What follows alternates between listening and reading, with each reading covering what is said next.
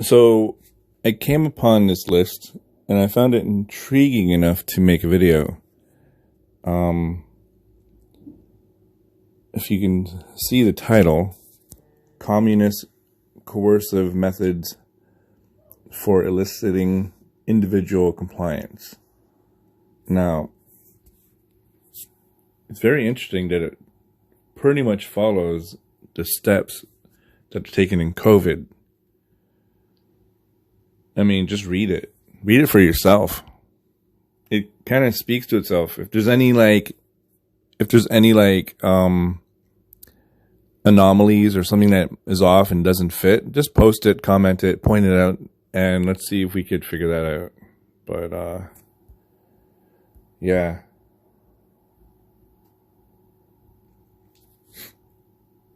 I mean, the isolation part, they're doing that for sure.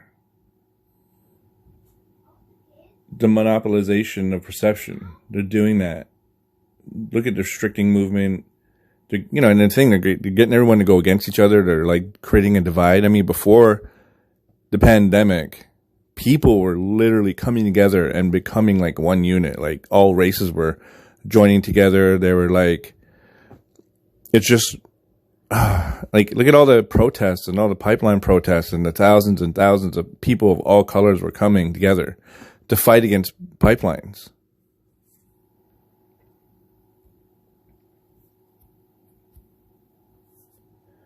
And then we look at things like weakened mental state and physical ability to resist people, being worn out by tension and fear. Like, they're continually bombarding people with fear. Like, oh, there's 400 cases. There's 2,000 cases in 48 hours. There's 50,000 cases in an hour. Like, they're just being ridiculous with the amount of fear they're putting in. They're just wearing everybody out mentally.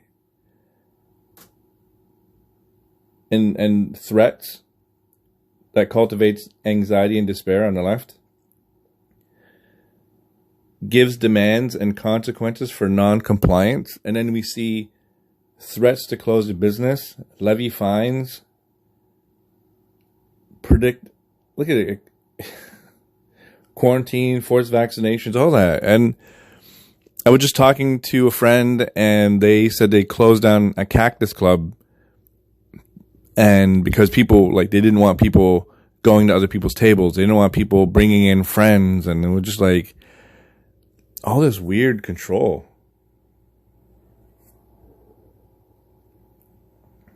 And then occasional indulgences, like, look at, like, allowing the reopening of some stores and services. Like, here, we'll give you a little bit of wiggle room.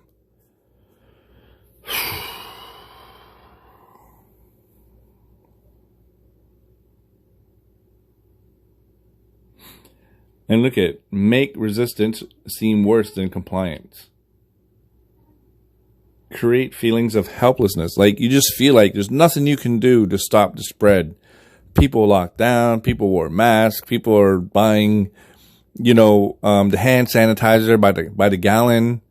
like everywhere I go, I see people completely washing themselves and say hand sanitizer, and like basically suffocating themselves in a mask. Like, and you're telling me, out of all the stores that I've been into, and like, I would say about 95% of the people in the store have a mask on. You're saying all these people who are driving with a mask on are still getting a disease? Like, give me a break.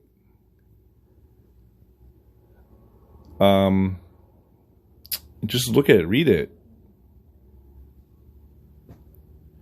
Develop habit of compliance. And that's what they're doing. All these months, they're training you to comply. Comply, training. You might not think so. It's just like boiling a frog, right? You're going to turn the heat up slowly so you get used to it. Demands are illogical and contradictory. And like, we were seeing that. We're seeing that they're making demands, but yet we have people who are telling you to wear masks sitting in an airport without one.